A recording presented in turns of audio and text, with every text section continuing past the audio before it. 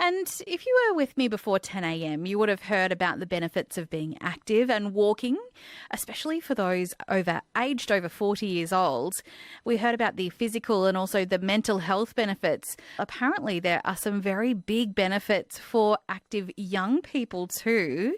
Author and psychology consultant Dr. Jo Lukens is with me now. Good morning. Good morning, Susan. So getting kids active, we all want that, and some kids you can't keep them inactive.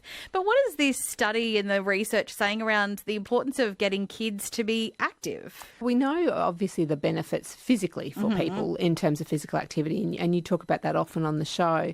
What this one particular study does, and honestly, the research in this area, if I polled it all up, I certainly could not jump over it despite my fitness levels. But there was one particular study, and it was an extensive one. It researched with 17,000 children in Norway. And in addition to the physical benefits that children get from physical activity, what they found was the mental health outcomes. So those children participating, particularly in team sports, were 60% less likely to experience depression than children who were inactive. So we see so many different benefits for children and teens in physical activity. So whether that be self-esteem, their cognitive functioning is better, their overall well-being, and they're generally more resilient as well. So we see lots and lots of psychological benefit from physical activity. Yeah, it's so interesting. What do you think are the main obstacles in preventing children from being more physically active? Many challenges, and it will depend on the age of the child. And you've been talking about screen time this morning, so that's a clear barrier, because particularly when we look at devices and what they're designed to do, they're designed to keep us on them.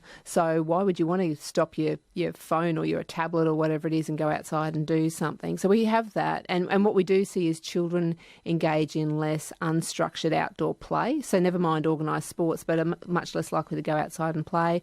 We know that families have lots of time constraints. Yeah. We know there's barriers in terms of the cost of signing up for sport. Parents will tell you how expensive that is, and we all know that. And then I guess with families and with some of those pressures in a busy household, if we can call it that, the things get put to the wayside, and sometimes physical activity is one of the first things that goes. For parents and for kids. Absolutely. Yeah. How can parents encourage that physical activity without making it like a chore or, oh, mum told me I need to do this? Yeah, absolutely. And when we look at the key reason why children drop out of sport, it's usually at around 14 to 15 years of age. Now, that often ties in with part-time work, but the other reason that children say is because it's not fun anymore. Or that perception of being cool. Absolutely. Too. And what we also see in the sports structures is that's often around about the age when suddenly there are no sheep stations, and then there are. So the winning element sometimes is off-putting for some children, or children then we see many children start off in a sport like soccer, for example, and then by about 14, 15, they're starting to find other sports as well. So as it narrows, there's less children there, it's more competitive. So many of those, but one of the biggest barriers, and you tapped into it before, that stops children is because it's not focused on or emphasised as much within the family. So if you think about it from the perspective of children, they can sniff out hypocrisy from 100 paces, can't they? They have this wonderful way of throwing our advice back at us. Yes. Yeah, and so if we're telling our children to move and to engage in physical activity, go outside and play, and we're not doing it, it's one of those moments where our children will put that back in our faces. Yes. You are on ABC Queensland. You're hearing from psychology consultant Dr. Jo Lukens, and also the author of In the Grandstands, Champion Your Teen Through the Tears and Triumphs of Sport. What are there specific types of physical activities particularly beneficial for mental health for kids? There are, and it's quite broad. It's team sports.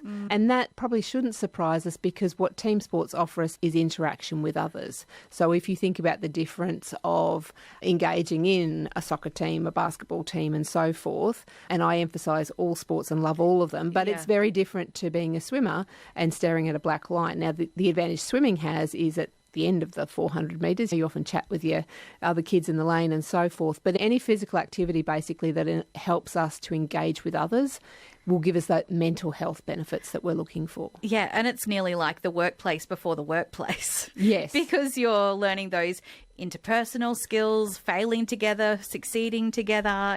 Yeah, so many life lessons come to us through sport. And I think it's probably important to acknowledge that not all children enjoy it necessarily. So when that happens, persevering with it, because it might be that your child hasn't found the right activity yet, or there might be some other pursuit that they might like. And I've certainly seen that happen across age groups. And some children will go to quite different physical activities just because they suddenly go, I'll try this and see if this is a bit more, you know what it is? It's fun. Yeah, yes.